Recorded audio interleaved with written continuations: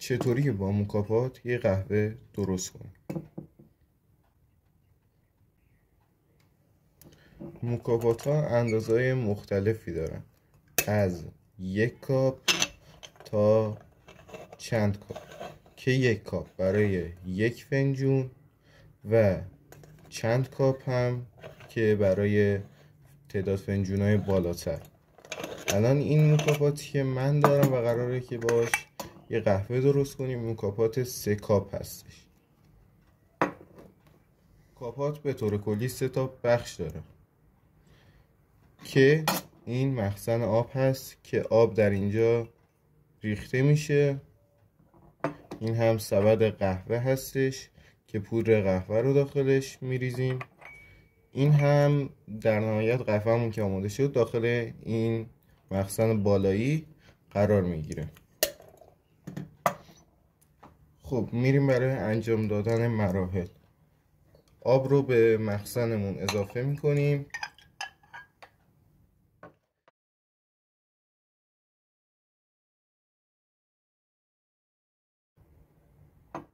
به هیچ وجه داخل مخزن مکافات شیر نریزید، چون شیر باعث رسوبگیری مکافات میشه و در نهایت هم امکان انفجار مکافات وجود داره.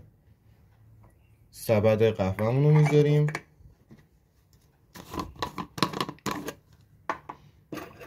قهوه‌مون رو میریزیم. مجدد چون من 1 فنجون قهوه میخوام 1 قاشق پودر قهوه میریزم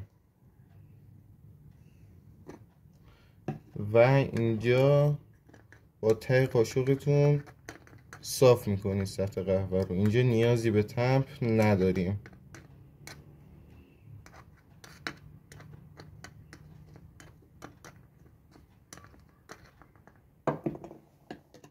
ممنون میشم کانالمون هم دنبال کنید، آموزش های زیادی میذاریم.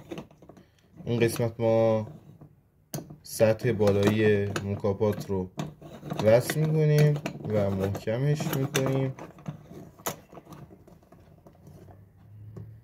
و باید بره که روی شعله گاز گذاشته بشه. خب شعله‌مون رو روشن میکنیم.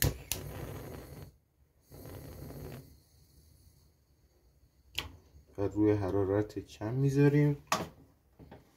حالا مکافاتمون هم میذاریم روی شعله. نباید مکافات روی شعله زیاد باشه چون باعث میشه که قهوه بسوزه. بعد از چند دقیقه به مکافات سر بزنید. اگر همچنان در حال دم‌آوری بود که بذارید مجدد چند دقیقه باشه و دیدید که دیگه دم‌آوری تموم شده زیر شعله رو خاموش کنید. این بود از آموزش امروزمون. ممنون میشم به کانالمون یه سری بزنیم و اگه خوشت اومد اونو دنبال کنید.